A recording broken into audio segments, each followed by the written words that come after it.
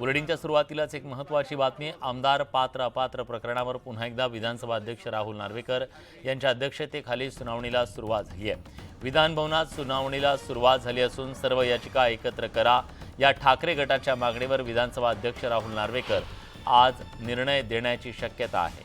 त्या पार्श्वभूमीवरती आज त्यांनी कायदे तज्ञांचा सल्ला घेतला असंही कळतंय। त्यामुळे सध्या जी सुनावणी जो निर्णय कोर्टात आता सध्या ट्रिब्युनल म्हणून चालवत आहेत अध्यक्ष विधान परिषदेचे विधानसभेचे अध्यक्ष राहुल नार्वेकर यांच्या देखरेखीखाली हे सगळी कारवाई सुरू आहे। आणि त्यामुळे ज्या वेगवेगळ्या याचिका दाखल करण्यात आलेल्या ठाकरे गटाच्या आमदारांकडून त्या सगळ्या याचिका एकत्रितपणे त्याच्याबद्दलची सुनावणी घ्यायची की वेगवेगळी घ्यायची याच्याबद्दलचा निर्णय कदाचित आज अध्यक्षांकडून घेतला जाऊ शकतो। आणि त्यामुळे अध्यक्ष आज काय निर्णय घेतात याची उत्सुकता सगळ्यांना आहे। काही दिवसापूर्वीच राहुल नार्वेकर यांना सुप्रीम कोर्टानं जोरदार फटकारलेलं होतं। ज्या प्रकारचा वेळकाढूपणा केला जातोय असा आरोप ठाकरे गटाकडून करण्यात आलेला होता। सुप्रीम कोर्टात दाद मागण्यात आलेली होती आणि आता प्रत्यक्ष सुनावणीला पुन्हा एकदा सुरुवात झाली आहे। अजित मांढरे आपले प्रतिनिधी आपल्यासोबत आहेत, आपण थेट त्यांच्याकडे जातोय। अजित, आजच्या या सुनावणीमध्ये अंतिम निर्णय येऊ शकतो?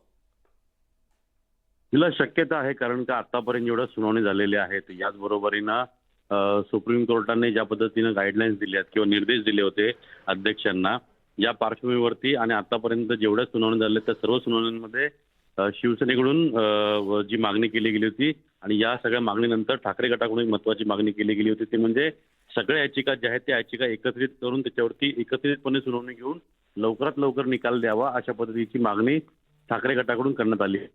त्याच पार्श्वभूमीवरती ही सुनावणी जी आहे ती आमदार पात्र की अपात्र हा सुनावणीचा नंतरचा भाग आहे, अर्थात तो महत्त्वाचा भाग आहे। पण आता जी सुनावणी आहे किंवा त्याच्यावरती निकाल देण्याची शक्यता जी आहे किंवा निकाल येण्याची शक्यता जी आहे ती म्हणजे ठाकरे गटाने ज्या याचिका केलेल्या आहेत त्या सर्व याचिका एकत्रित कंबाईन करून त्यावर सुनावणी टप्प्याटप्प्याने घेण्याकरता हा संपूर्ण जो त्यांचा दावा होता किंवा त्यांचं जे विधान होतं त्या पद्धतीनं आता राहुल नार्वेकर जे आहेत अध्यक्ष विधानसभेचे ते आजच्या या सगळ्या त्यांच्या याचिकेवरती तो निर्णय देण्याची शक्यता आहे किंवा पुढची तारीख देण्याची शक्यता आहे। यावर आता काय युक्तिवाद होतो का थेट अध्यक्ष त्यांचा निर्णय देतात का पुढची तारीख येते थोड्या वेळात स्पष्ट होईल। पण आज दाट शक्यता वर्तवली जाते की ठाकरे गटाने जी याचिका केल्या होत्या आणि त्यांचं म्हणणं आहे की याचिका एकत्रित करून त्याच्यावरती सुनावणी घ्यावी, यावर थोड्याच वेळात निर्णय येण्याची शक्यता आहे। या संदर्भात अपडेट तुमच्याकडून घेत राहू। तुर्तास धन्यवाद तुम्ही दिलेल्या सगळ्या सविस्तर माहितीबद्दल। बघूया बातम्यांचा वेगवान आढावा सुपरफास्ट। शारदीय नवरात्रोत्सवाच्या 6व्या दिवशी कुलस्वामिनी तुळजाभवानी देवीची शेषनाग अलंकार महापूजा मांडण्यात आली। देवीचं हे रूप पाहण्यासाठी भाविकांनी मोठी गर्दी केली।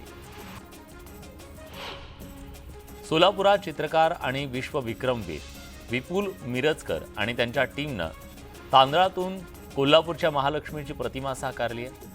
भाजलेल्या 10 किलो तांदळापासून 6 बाय 9 फुटांची देवीची प्रतिकृती साकारण्यात आली। कोल्हापुरात शाही दसरा महोत्सवाच्या अंतर्गत भारतीय युद्धकला आणि मर्दानी खेळांच्या स्पर्धेला सुरुवात झाली आहे। या 2 दिवस स्पर्धा चालणार आहे। राज्यभरातील 40 संघ आणि 500हून अधिक स्पर्धक या स्पर्धेत सहभागी झाले। एकदा जेलमध्ये जाऊन आलोय, परत जाईन, पण नाशिक ड्रग्ज मुक्त केल्याशिवाय स्वस्थ बसणार नाही असा इशारा संजय राऊत यांनी भाजपसह सरकारला दिला। नाशिकमध्ये आमचा देव आणि आमचा धर्म आहे, त्यामुळे इथं ड्रग्ज व्यापार करणाऱ्यांना रामकुंडात बुडवण्याची वेळ आल्याची टीका त्यांनी केली।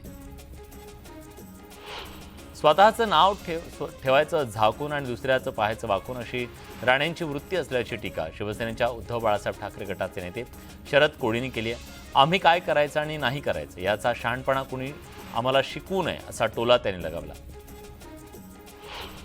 अजित पवारांसोबतचे आमदार आमच्या संपर्कात आहेत असं विधान जयंत पाटील यांनी केलं। त्यावर पाटील यांनी एका आमदाराचं नाव सांगावं आणि घेऊन टाकावं, मी त्या आमदाराचा सत्कार करतो असं आव्हान हसन मुश्रीफांनी दिलंय। पालकमंत्री अजित पवारांच्या अध्यक्षतेखाली पुण्यात कालवा समितीची बैठक पार पडली। यावेळी सरासरीपेक्षा कमी पाऊस आहे, त्यामुळे धरणातील पाणी जुलैपर्यंत शिल्लक ठेवावं लागणार आहे। पाण्याचा काटकसरीने वापर करावा लागेल असंही ते म्हणाले।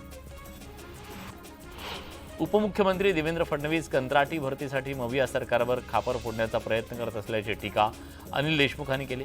तहसीलदार, नायब तहसीलदार कंत्राटी पद्धतीने भरण्यासाठी 6 सप्टेंबर 2023 रोजी कुणी जी.आर. काढला, याचं उत्तर द्या, अशी मागणी त्यांनी केली. उद्धव बाळासाहेब ठाकरे गटाच्या उपनेत्या सुषमा अंधारे यांनी वर्तमानपत्रातल्या बातम्यांच्या आधारे शंभूराज देसाई यांच्यावर राज्य उत्पादन शुल्क विभागाच्या बदल्यांचे आरोप केले. मात्र ज्या वर्तमानपत्रांचा आधार घेत सुषमा ताई बोलत आहेत तो विषय विधान परिषदेत काही आमदारांनी उपस्थित केला होता. त्याला मी येणाऱ्या विधान परिषदेत उत्तर देणार असल्याचं शंभूराज देसाईंनी स्पष्ट केलं. केंद्र आणि राज्याच्या संयुक्त विद्यमाने राज्यात अखंडित वीज पुरवठ्यासाठी योजना राबवण्यात येणार असल्याची माहिती केंद्रीय अर्थराज्यमंत्री डॉक्टर भागवत कराड यांनी दिली आहे. RDSS नावाच्या या योजनेमार्फत वीज पुरवठा करण्यासाठी केंद्रानं 3,25,000 कोटींची तरतूद केल्याचं त्यांनी सांगितलं.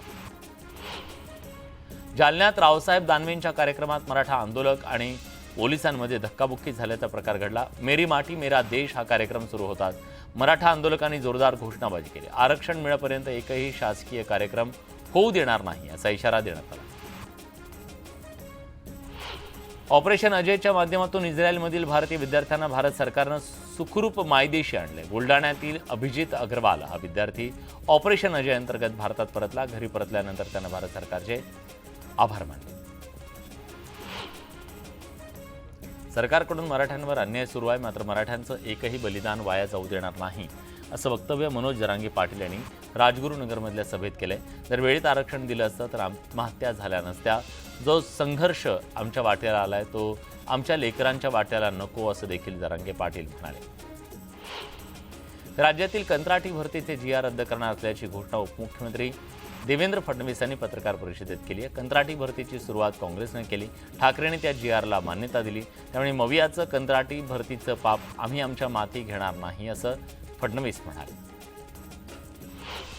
कंत्राटी भरतीची सुरुवात काँग्रेसनं केली. कंत्राटी भरतीचं पाप ठाकरे, शरद पवार गट आणि काँग्रेसचं आहे. आता त्या विरोधात आंदोलन करत असताना त्यांना लाज कशी वाटत नाही अशी घणाघाती टीका, असा सवाल उपमुख्यमंत्री देवेंद्र फडणवीस यांनी विचारला. 2020 मध्ये ठाकरेंनीच ललित पाटीलला नाशिकचं जिल्हाध्यक्ष बनवलं. ललितला 2020 मध्येच अटक देखील झाली. मग ललितची 2020 मध्ये चौकशी का केली नाही असा सवाल देवेंद्र फडणवीस यांनी विचारला. तर या राजकारणाला तत्कालीन मुख्यमंत्री आणि गृहमंत्री जबाबदार असल्याचंही फडणवीस म्हणाले. नाशिकमध्ये ठाकरे गटाच्या वतीनं भव्य विराट मोर्चा काढण्यात आला. शालिमार इथल्या ठाकरे गटाच्या कार्यालयापासून हा मोर्चा निघाला असून यात मोठ्या संख्येनं ठाकरे गटाचे कार्यकर्ते सहभागी झाले. या मोर्चाच्या पार्श्वभूमीवर नाशिक जिल्ह्यातून तगडा बंदोबस्त ठेवण्यात आलेला आहे. या कुठल्याही अनुचित प्रकार घडू नये यासाठी मोर्चावर ड्रोनची देखील नजर असणार.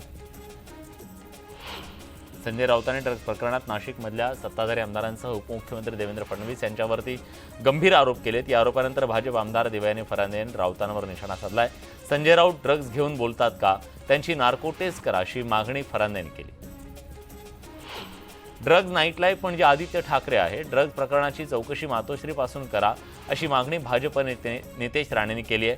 तसंच राऊतांनी आरोप प्रत्यारोप करणं बंद केलं नाही तर आम्हाला उडता मातोश्री बाहेर काढावा लागेल असा इशारा राणेंनी दिला. दसरा मेळाव्यासाठी शिवसेनेकडून जोरदार तयारी सुरू आहे. शिवसेनेच्या दसरा मेळाव्याचा टीजर लॉन्च करण्यात आला.